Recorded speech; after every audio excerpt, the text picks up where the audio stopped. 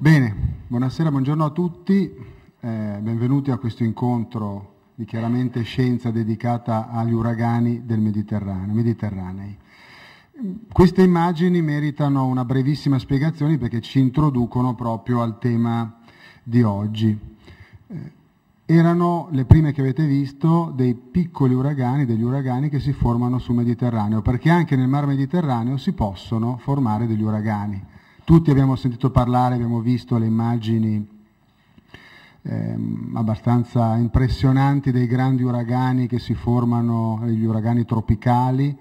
Ricordate l'uragano Katrina del 2005, mi sembra, che ha sostanzialmente distrutto New Orleans, poi l'uragano Irene che è arrivato fino a New York, e poi quest'ultimo dal 22 al 29 ottobre dello scorso anno, l'uragano Sandy, nato nei Caraibi, che ha seminato distruzioni di vario genere a Cuba, ad Haiti, in altre isole, ed si è spinto per una serie di motivi che poi i nostri esperti, che poi presento, ci spiegheranno, si è spinto fino a New York, dove ha prodotto grandissimi danni, 65 miliardi di dollari i danni calcolati, 250 vittime, pare sia stato il secondo uragano come danni dopo quello del 2005, appunto, di Katrina. Bene, queste cose non riguardano solo i grandi oceani e le zone tropicali, ma ovviamente su scala molto più piccola pare riguardino anche il Mediterraneo. Anche nel Mediterraneo, a parte le trombe d'aria che sono un'altra cosa, vedremo anche quelle, ci sono questi piccoli uragani simili a quelli tropicali, cicloni simili a quelli tropicali, sono stati chiamati Medicanes, da appunto Mediterranean Hurricanes, che possono provocare, hanno provocato nei passati anni alcuni danni. Sono, diciamo, questi piccoli uragani mediterranei che comunque hanno una scala che può essere di alcune centinaia di chilometri, e si accompagnano con venti fortissimi e anche come i più grandi uragani tropicali, anche con queste grandi ondate simili a tsunami in qualche modo, che poi portano la distruzione anche sulla terraferma. Sono, dicevo, una delle manifestazioni meno conosciute forse dei cosiddetti eventi estremi, tempeste, alluvioni, grandi piogge, che interessano e hanno interessato negli ultimi anni decine e decine di volte appunto le nostre coste, con anche delle vittime, con tantissimi danni, perché ovviamente a queste grandi precipitazioni, a questi fenomeni anche ondosi che si riversano sulla costa, viste le caratteristiche di molte parti delle nostre coste, si associa anche spesso queste flash flood, che sono queste alluvioni istantanee, per esempio in Liguria recentemente, che per le grandi piogge poi fanno sì che i torrenti e i fiumi straripino e portino numerosi danni. Comunque ci sono, a parte l'interesse scientifico, e vorremmo capire appunto fino a che punto sono stati compresi questi fenomeni meteorologici, ci sono anche altre questioni che sorgono spontanee. Per esempio, se questi fenomeni estremi, tra cui questi uragani, siano una conseguenza del cambiamento climatico, o meglio, se il cambiamento climatico in atto, indubitabilmente in atto, soprattutto nel Mediterraneo, dove ha avuto e sta avendo delle conseguenze in termini anche di rialzo della temperatura maggiore che in altre parti del pianeta, possano questi uragani aumentare per esempio di frequenza o di intensità.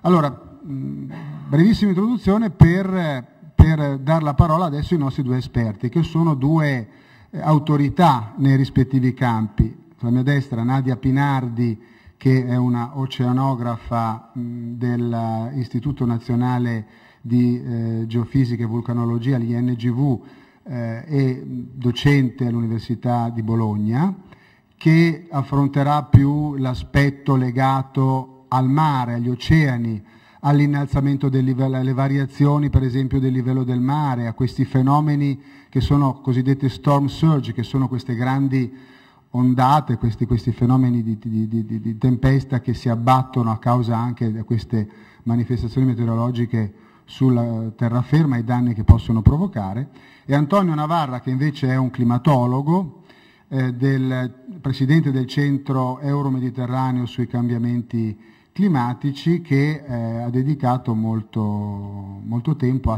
proprio a capire, a studiare i cambiamenti climatici soprattutto nell'area mediterranea, a monitorarli, a costruire questi modelli che cercano di costruire degli scenari per capire come il clima stia cambiando nella nostra area mediterranea e che effetti avrà di natura fisica, di natura economica, di natura sociale e sull'agricoltura, sulle foreste e anche sul mare e sulle nostre coste. Bene, a questo punto io darei subito la parola ad Antonio Navarra, che ci parla più specificatamente proprio di queste strane bestie meteorologiche, queste strane bombe che sono questi Medicanes.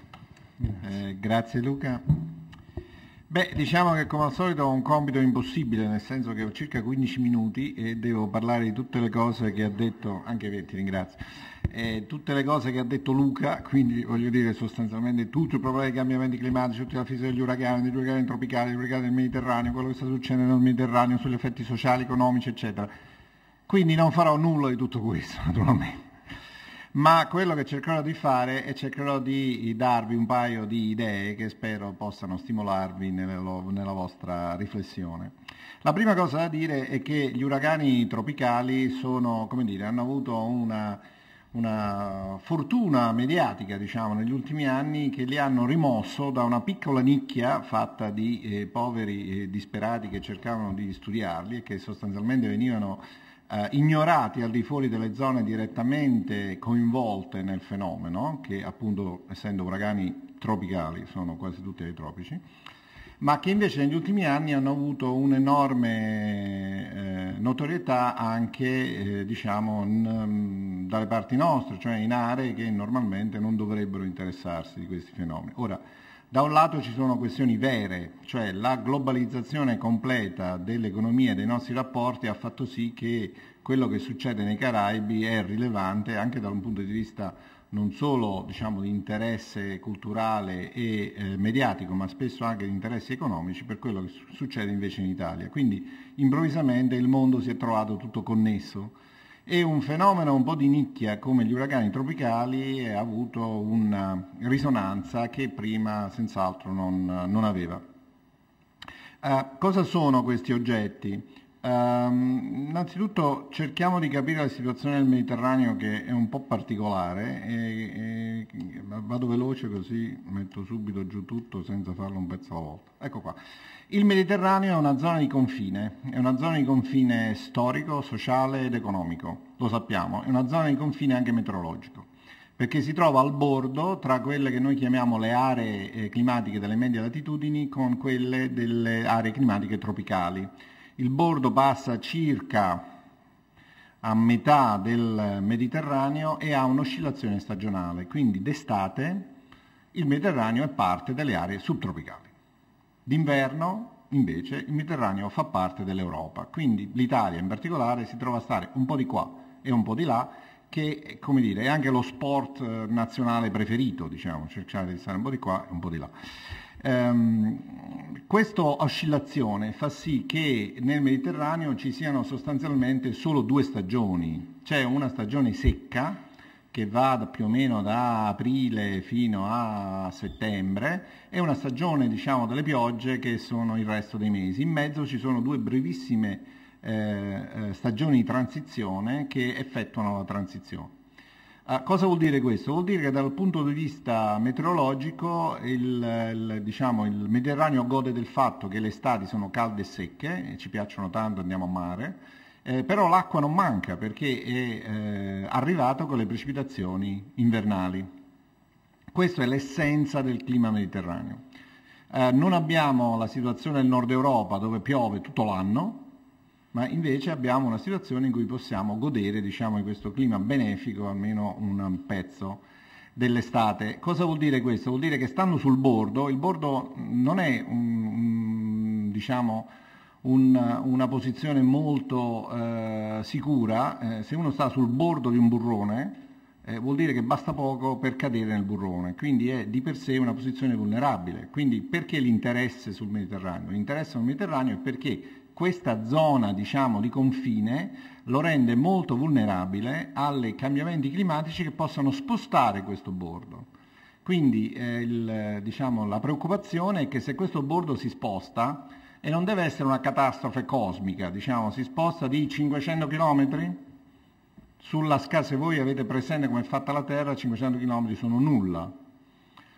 Improvvisamente l'Italia ha il clima della Tunisia tutto l'anno, che è una cosa diversa che avere 2 stagioni, una secca e una umida. Quindi la preoccupazione sull'area del Mediterraneo è che questo gioco delicato e tutto sommato bilanciato di oscillazioni stagionali possa definitivamente cascare o di qua o di là, diciamo soprattutto di là, perché poi abbiamo mezzi per capire in che direzione il cambiamento climatico sta spingendo questo bordo mediterraneo, e quindi ci potremmo trovare improvvisamente pienamente nella zona subtropicale. E questo viene espresso spesso in molteplici settori. Ogni tanto si parla di tropicalizzazione del Mediterraneo, sono soprattutto rispetto alla penetrazione di specie biologiche nel Mar Mediterraneo che vengono dai tropici, oppure si parla di tropicalizzazione delle precipitazioni. Sono un po' termini non molto precisi che però riflettono una preoccupazione vera. Ora uno potrebbe dire, visto che c'è questo comunicazione con i tropici, forse vale la pena di preoccuparsi di quello che succede ai tropici, e questo effettivamente è stato uno dei modi che ha spinto anche in Italia un interesse verso la dinamica del clima dei tropici, di cui i cicloni tropicali sono una componente principale. Quella che vedete qui in alto è una figura che rappresenta il punto di partenza dei cicloni tropicali osservati dal 1992 al 2001. Sono tutti cicloni tropicali, nell'Atlantico si chiamano uragani, nel Pacifico, che sono tutti quei punti lì vicino alla costa della Cina e del Giappone, si chiamano tifoni. Nell'Oceano Indiano, alla Baia di Bengala, si chiamano depressioni della Baia di Bengala, ma sono tutti la stessa bestia, sono tutti uragani tropicali. Giusto per farvi avere un'idea, quello che vedete sotto è come invece un modello di circolazione del clima, quindi una struttura che abbiamo creato noi, riproduce la generazione degli uragani tropicali nello stesso periodo. Vedete, non è pienamente soddisfacente, però riproduce fedelmente le zone principali di generazione degli uragani. Cosa sappiamo di questi uragani? Sappiamo moltissimo.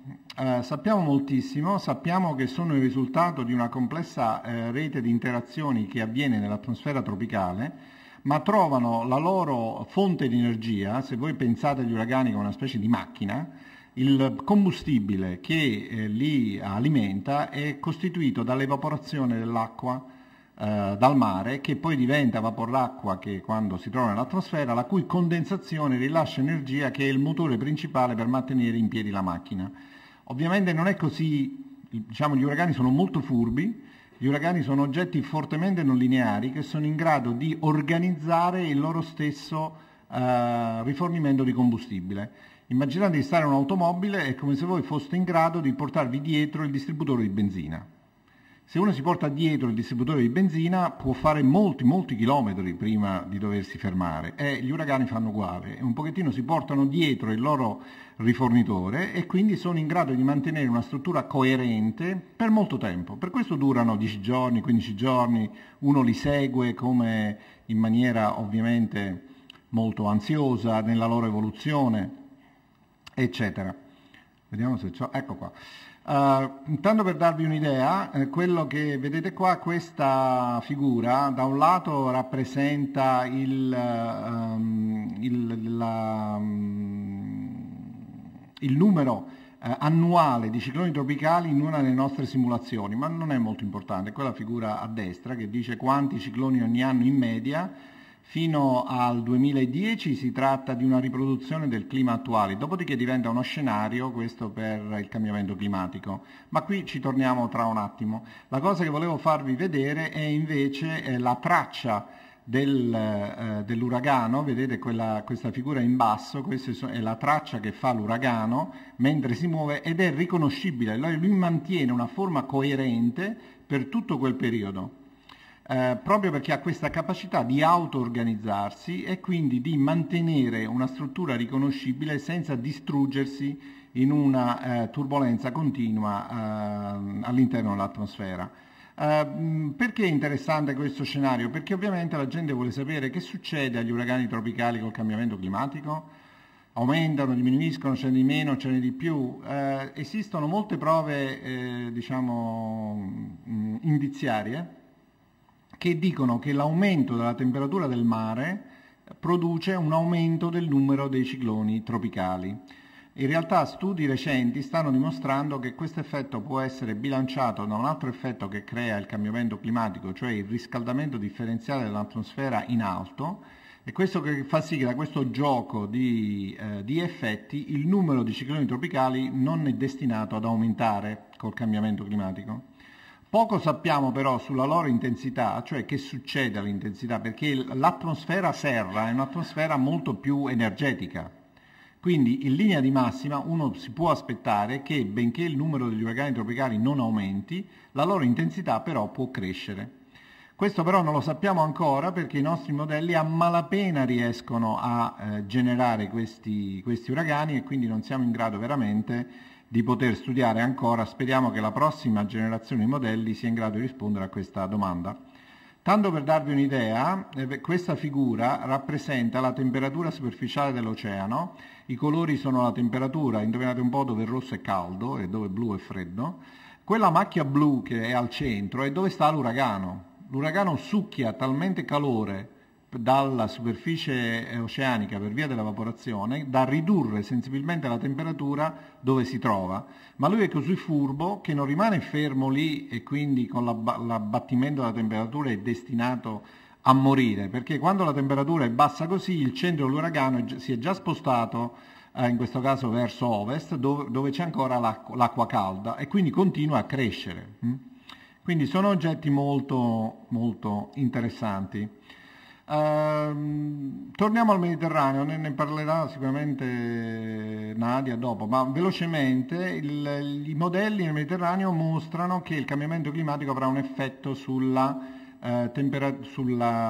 livello medio del Mediterraneo. Queste sono simulazioni ottenute all'interno di un progetto europeo che mostra che il livello medio del Mediterraneo nel giro di pochi decenni potrebbe aumentare anche di 20 centimetri. Perché questo è interessante? Perché normalmente in Mediterraneo uragani tropicali non ce n'è. Questo perché il meccanismo che li crea in maniera coerente dipende crucialmente dalla latitudine. Quindi gli uragani, quando cominciano ad andare verso latitudini molto alte, quando è successo, come è successo per Sandy per esempio, quando comincia a curvare e andare verso nord, l'effetto della rotazione è tale che distrugge il meccanismo di coerenza, quindi gli uragani non riescono a mantenersi coerenti a latitudini molto alte o relativamente alte, quindi sul livello del Mediterraneo gli uragani tropicali con i meccanismi che noi conosciamo degli uragani tropicali non ci sono. Però negli ultimi anni abbiamo scoperto delle cose molto interessanti sul Mediterraneo. Abbiamo scoperto cioè la presenza di questi vortici molto stretti, che voi avete visto nel film iniziale, che qui sono raffigurati in queste due figure, che hanno tutto l'aspetto di un uragano tropicale. O meglio, così come gli uragani tropicali hanno una struttura di vortice molto molto ben organizzata, con una vorticità molto alta e un occhio, cioè una zona centrale, priva di nubi, molto ben definita. Quello è il meccanismo non è diverso da quando voi tirate il tappo di un lavandino. Quando voi tirate il tappo di un lavandino si crea un vortice, al centro c'è un buco. Beh, quello è l'occhio dove avete fatto un uragano. So che sarete appassionati da questa rivelazione, ma insomma. Ora, queste strutture del Mediterraneo sono molto interessanti, sono molto piccole e concentrate, hanno precipitazioni molto intense, ma sono sfuggite alla rivelazione fino a che non abbiamo avuto disponibilità di dati da satellite, diciamo, in maniera molto abbondante e quotidiana.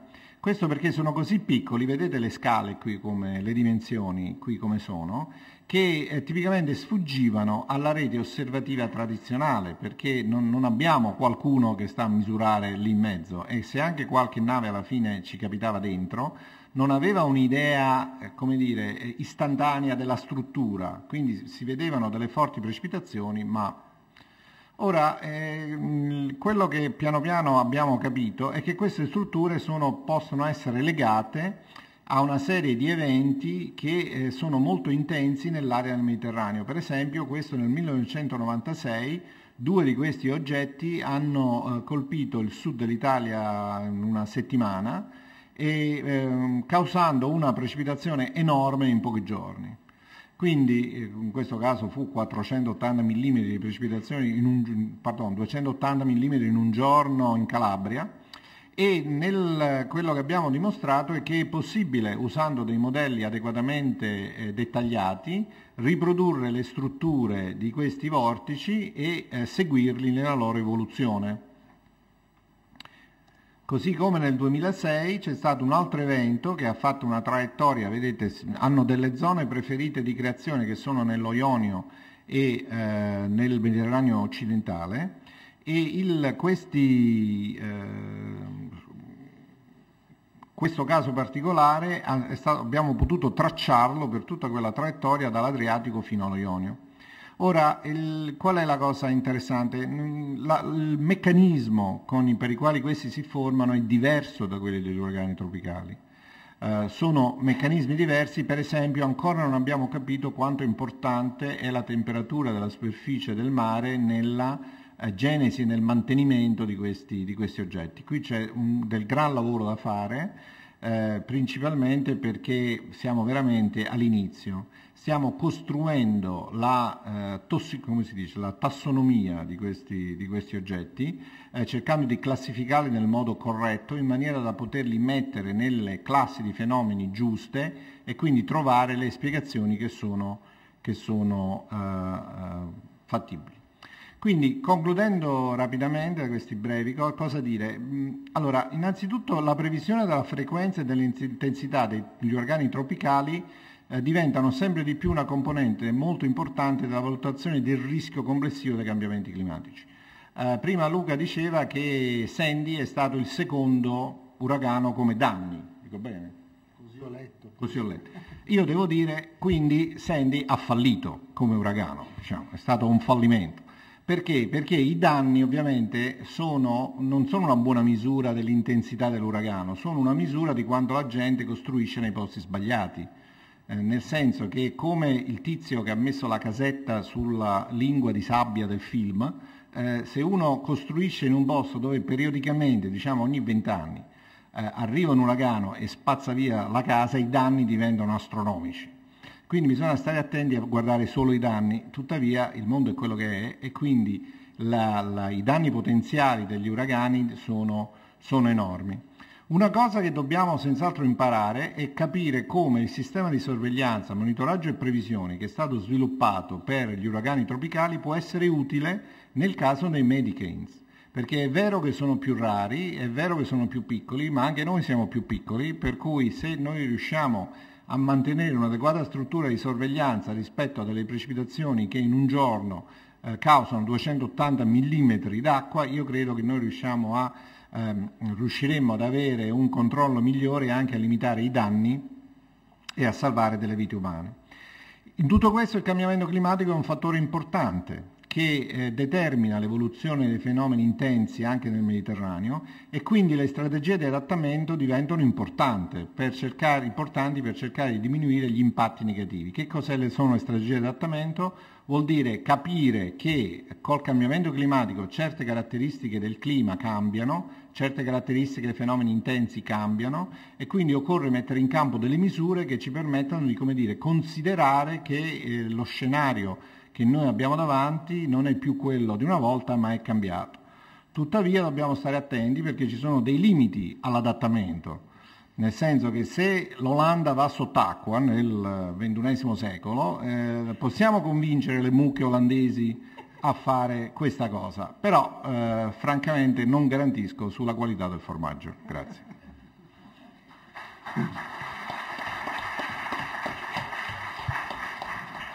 Bene, come immagine per l'adattamento si presta bene, quella della mucca che imita il delfino.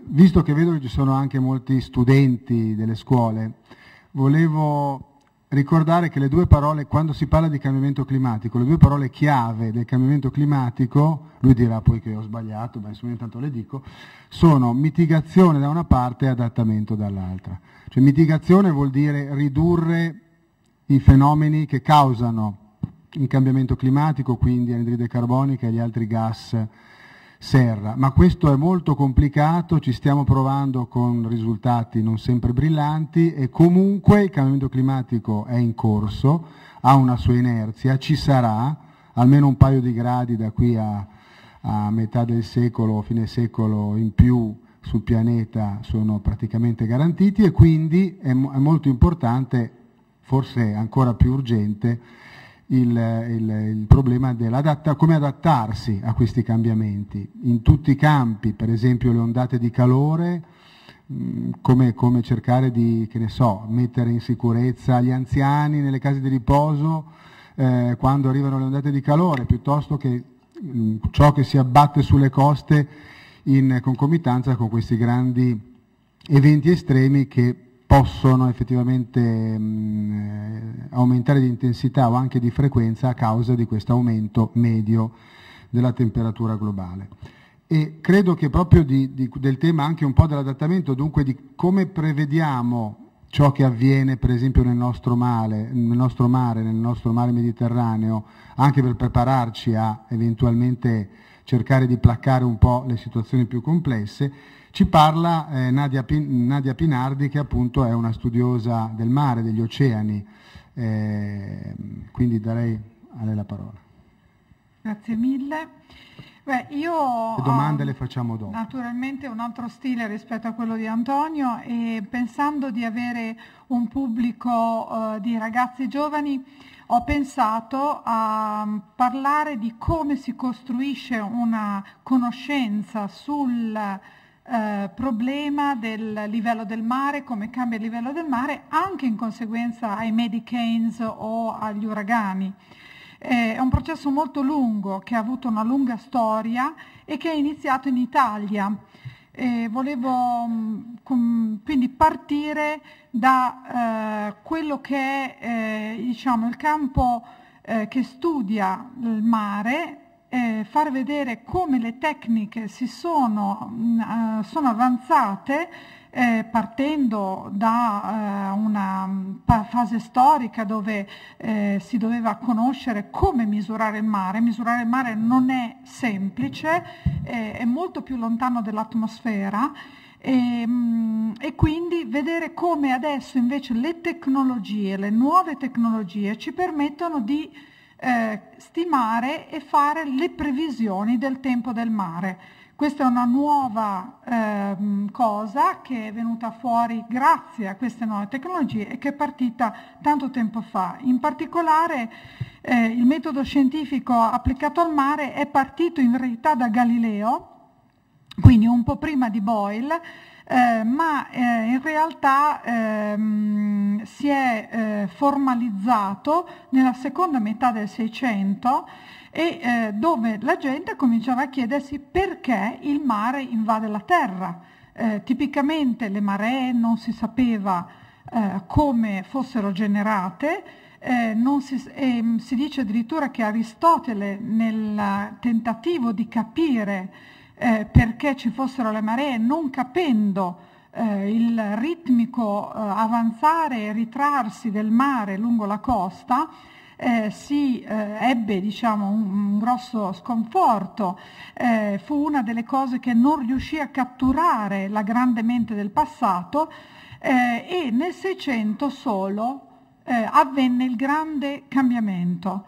Il grande cambiamento dovuto al fatto che Galileo inserì il metodo scientifico nelle scienze naturali e fu appunto un italiano, in particolare il conte Luigi Ferdinando Marsili, che nel 1681 fece, anzi nel 1679-1680 fece una campagna. Il problema era quello che per riuscire a capire il mare, eccetera, bisognava raccogliere delle informazioni precise sul mare, bisognava avere una chiara e precisa idea e non solo filosofare su quello che il mare poteva fare.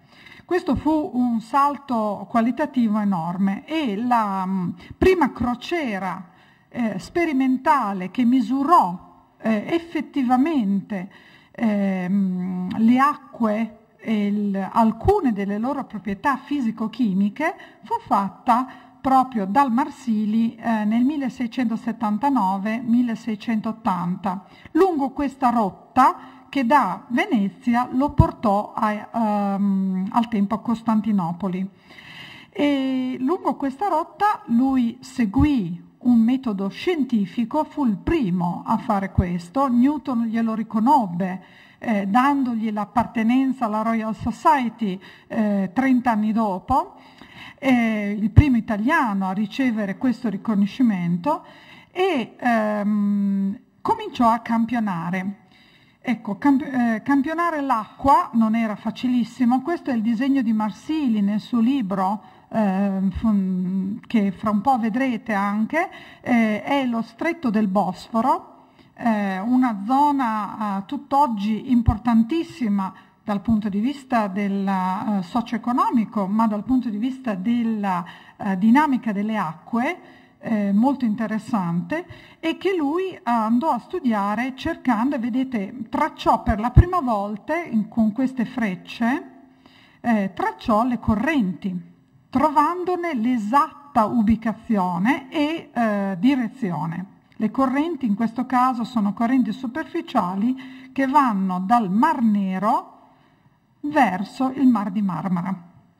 Bene, questo è il libro che contiene le prime misure che, ispirato da Galileo, lui classificando il suo metodo diligentemente riportò, e che ci permettono al giorno d'oggi di ritrovare quello che era il livello del mare nel 1679, ricavandolo dalle sue misure.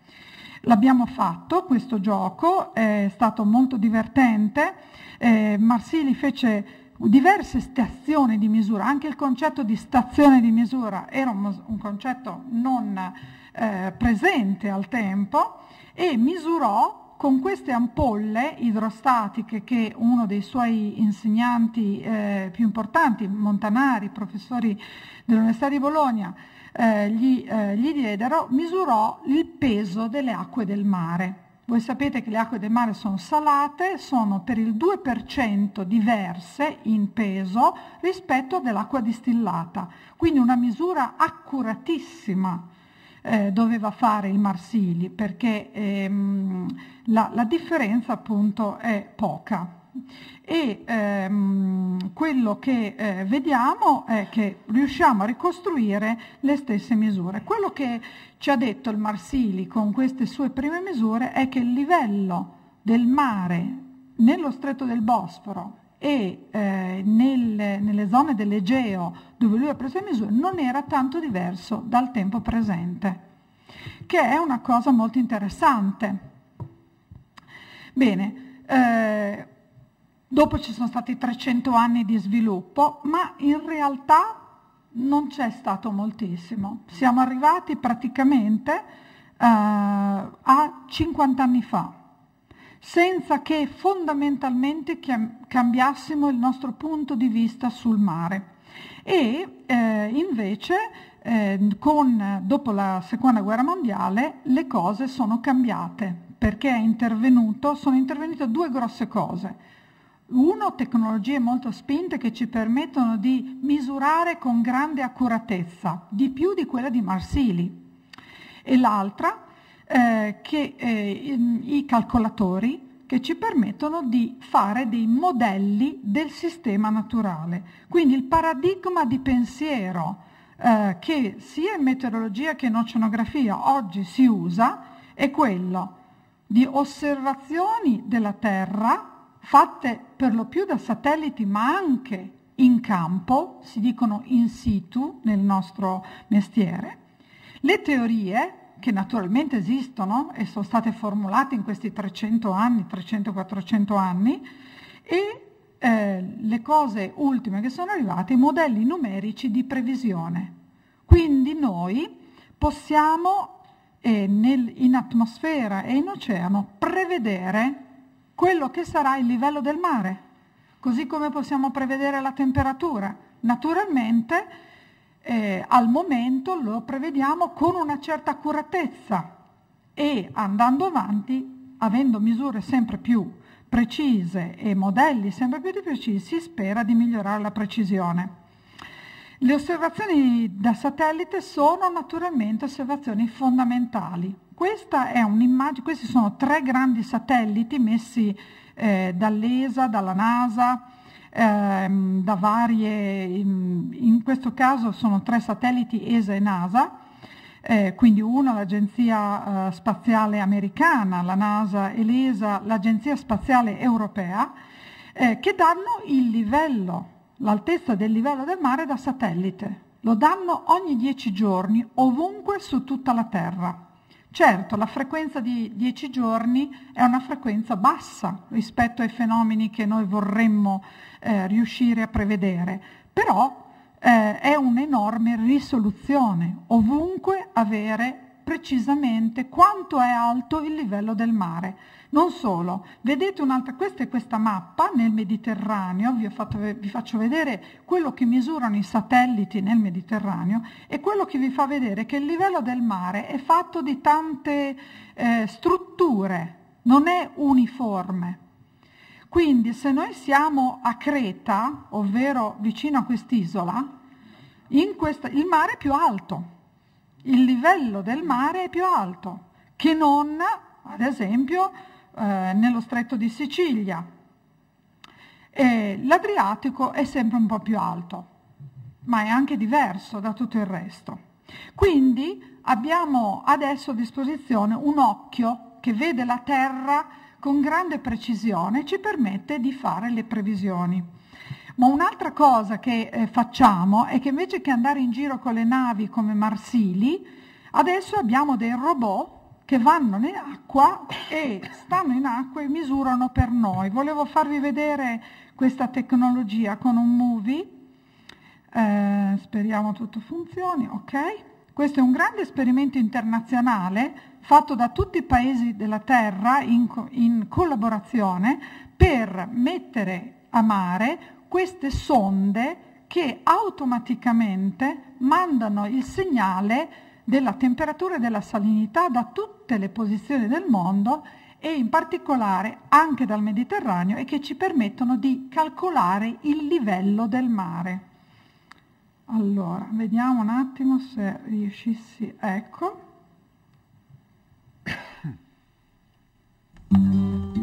Scientists on research ships can sample the ocean only briefly, so they deploy automated devices for long-term ocean monitoring. This float is part of an international research program called Argo. It measures ocean conditions that drive events such as El Niños and climate change. Like a hot air balloon, it drifts along on slow-moving currents in the deep sea. The float dives by mechanically decreasing its volume in the water, and it descends to as far as 2 kilometers, more than a mile, to survey otherwise unmeasured underwater regions.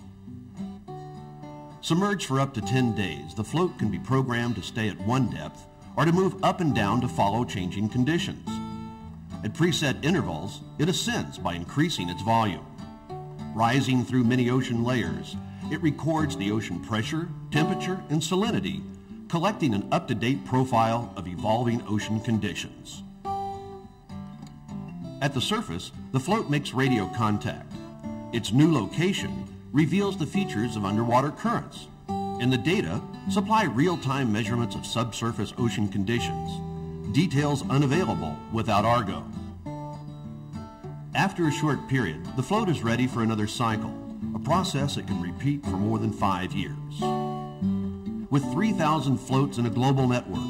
The Argo program will supply real-time ocean data for immediate use in research and operational forecasting of marine and climate conditions worldwide. Argo, observing the oceans in real time. Ecco, quindi tutto questo è necessario ora per riuscire a prevedere il livello del mare in tutti i nostri mari, nell'oceano globale e nel Mediterraneo.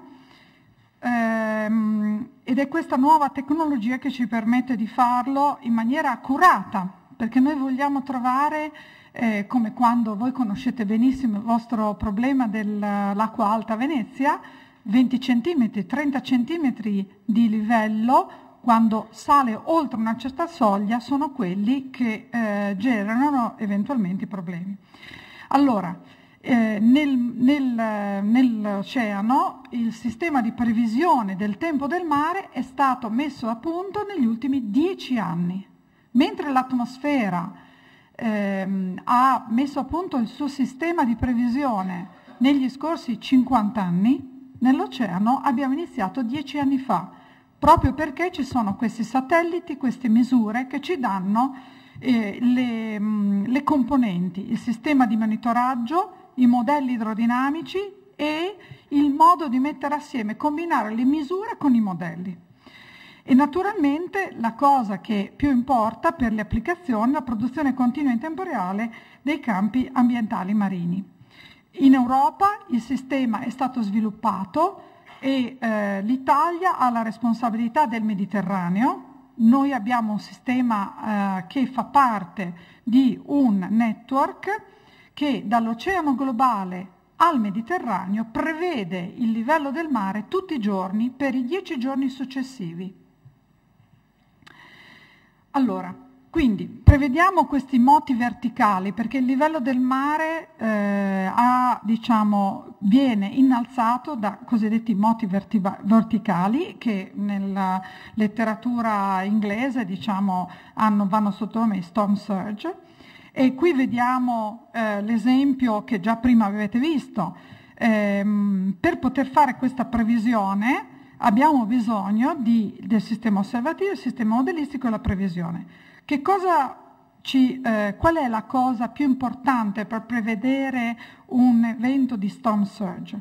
Essenzialmente avere l'atmosfera, il vento, avere le maree, avere la temperatura dell'acqua che innalza il livello medio di quell'area e poi poter fare la previsione. Vi faccio vedere, abbiamo parlato di Katrina, sulle coste della Louisiana. Questi sono i vari dati che venivano messi a disposizione al momento quando prima dell'evento e soprattutto dopo, purtroppo, perché Katrina era ancora in un periodo in cui i sistemi di monitoraggio dell'oceano non erano così ancora operativi. E che cosa si guarda? Questa è la traccia di Katrina nel Golfo del Messico, questa è la Florida e Cuba, e qui vediamo Katrina seguì questa traccia molto complicata, ma divenne l'uragano che è stato perché andò su quest'acqua molto calda, come spiegava prima Antonio, traendo energia continuamente da questa enorme vasca di acqua calda che è il Golfo del Messico. Non solo, Katrina non solo segue l'acqua calda in generale, ma è così bravo ad auto-organizzarsi, fu così brava ad auto-organizzarsi che seguì questa lingua di acqua calda. Non solo la generale, quindi c'è una somiglianza e un'importanza di tutti quei vortici che avete visto nella superficie per capire quanto forte sarà l'uragano. Quindi se arriva su uno di quei vortici, se arriva su una di queste lingue di acqua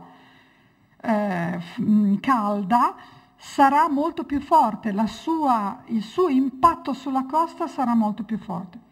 Quindi molto difficile da prevedere, perché bisogna avere l'oceano, bisogna sapere la temperatura dell'oceano, bisogna sapere anche tutte queste strutture dentro l'oceano che sono molto piccole rispetto al grande uragano Katrina. Allora, per farvi vedere adesso un attimo quello che è successo esattamente, vi faccio vedere Katrina in particolare. Questo è dunque questo è il movie che con immagini da satellite nel visibile. Questo è un satellite particolare, non quello che vede la temperatura del mare o il livello del mare, ma vede le nubi. E vedete le nubi che si avvoltano attorno all'occhio, vedete l'occhio dell'uragano, ed ecco qua quando Katrina è arrivata sulla costa. A quel punto, per effetto di spinta del vento, Katrina ha innalzato il livello del mare di più di 1 metro, non riuscendo naturalmente, e le difese della costa non erano sufficienti perché non erano state fatte con in mente la possibilità di un evento di questo tipo. Per farvi vedere, questa è una simulazione fatta dal centro della Marina Militare americano, dove al passaggio, questa è la costa della Louisiana, e qui abbiamo la zona di impatto di Katrina vicino a New Orleans, e vediamo qui come cambiano. Allora, i colori indicano il livello del mare, le frecce, le correnti, e quindi sta arrivando Katrina sulla costa e vedete il rosso come va. Ecco, fu questo rosso che portò all'inondazione, alla distruzione di New Orleans, che non sembra, vedendolo così, una cosa diciamo così importante, eccetera, ma fu esattamente questo. E questo fu fatto con uno di questi modelli che adesso potrebbero prevedere Katrina. Bene, io sono vicino alla fine. Abbiamo detto come si muove verticalmente la superficie del mare. Oltre a questi fenomeni di vento che inducono le onde e l'innalzamento per spinta del livello del mare, e portano acqua più calda e più fredda verso le coste, ci sono anche le onde. Le onde vanno a sovrapporsi al livello del mare e quindi ad acutizzare il problema già presente. Vi faccio ora vedere, per concludere, 2 o 3 siti che fanno vedere le proiezioni o previsioni del tempo del mare ormai in Italia. Il primo sito è un sito sperimentale dove mettiamo a disposizione sia la parte dell'oceano, le previsioni della parte oceanica che della parte atmosferica, per tutte le variabili di interesse. In questo caso non c'è ancora il livello del mare, perché stiamo facendo delle prove che ci interessano per dare un'affidabilità maggiore, vista l'importanza socio-economica della previsione del livello del mare. Quindi potete trovare in questo sito seacondition.com tutti i giorni. Vedete, qui siamo martedì 26, vedete la previsione per 27 e 28, vi facciamo vedere 3 giorni, le previsioni in realtà vanno per 10 giorni, vediamo la temperatura, le correnti alla superficie e in questo caso le onde, presto anche il livello del mare. Ma il livello del mare lo potete trovare invece da questo importantissimo sito che è fatto dal CNR ISMAR di Venezia, dove esiste una grande competenza sulle storm surge. Qui vedete ad esempio è il forecast fatto partire a mezzanotte di oggi, e a mezzanotte di oggi vedete come l'Adriatico e le zone del Stretto di Sicilia fossero interessate da un livello del mare più alto che non nelle altre aree. Ora però vedete dei meno. Il livello del mare qui è riferito rispetto a un sistema di riferimento e quindi non vuol dire che non sia alto rispetto a la nostra banchina.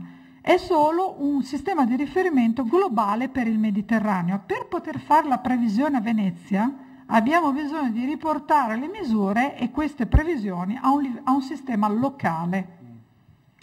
Ok? Quindi vediamo la previsione, vediamo a più 72 ore che cosa, se funziona. Ecco, vedete, il livello si è abbassato e quindi nei prossimi 2 giorni il livello, e sicuramente se andate a vedere su altri siti o Sea Conditions o altri, il servizio meteorologico dell'aeronautica fornisce tutti i giorni il vento, vedrete che il vento si sarà abbassato.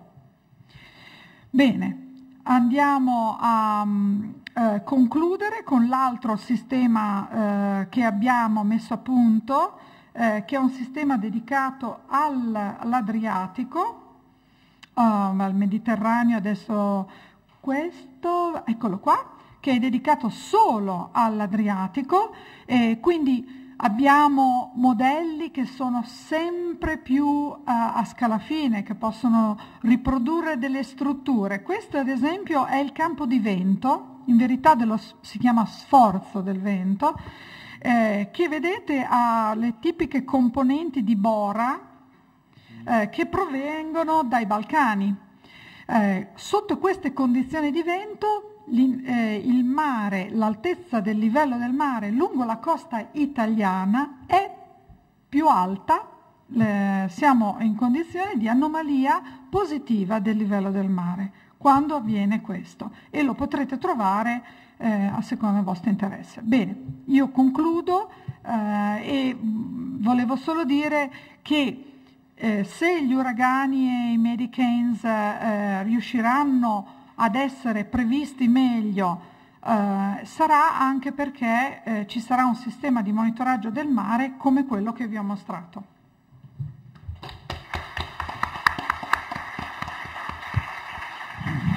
Bene, allora preparatevi delle domande a questo punto. Abbiamo una ventina di minuti per fare delle domande. Riassumendo, da quel che ho capito, diciamo, uragani nel Mediterraneo di piccola scala ci sono, è stata una scoperta tutto sommato recente, per la loro scala molto minore rispetto ai grandi uragani a cui siamo abituati trovare nell'Atlantico e nel Pacifico. Questi uragani hanno ovviamente una loro prevedibilità, nel senso che possono in qualche modo, almeno negli ultimissimi anni, perché mi sembra di capire che fino a 5-10 anni fa questa prevedibilità degli uragani e questa capacità di seguirli giorno dopo giorno fosse molto minore, per cui la scienza in questi ultimi anni ha fatto molti passi avanti per riuscire a seguirli e prevederne anche in qualche modo gli andamenti e gli impatti. Si esprimono, traggono il loro carburante, in qualche modo il combustibile, dal calore del mare, anche se gli uragani del Mediterraneo hanno un meccanismo un po' diverso da quelli dei grandi uragani, ma comunque il calore gioca un ruolo determinante. Si esprimono con questi grandi venti e con grandi piogge che poi si abbattono sulla costa, e, come ha spiegato la professoressa Pinardi, anche con l'innalzamento verticale del mare, questi storm surges, queste ondate che poi si abbattono sulla costa provocando altri danni. Allora, io ho già delle mie domande, ma preferirei che cominciaste voi, se avete delle domande e delle curiosità su quanto è stato detto. Chi si butta?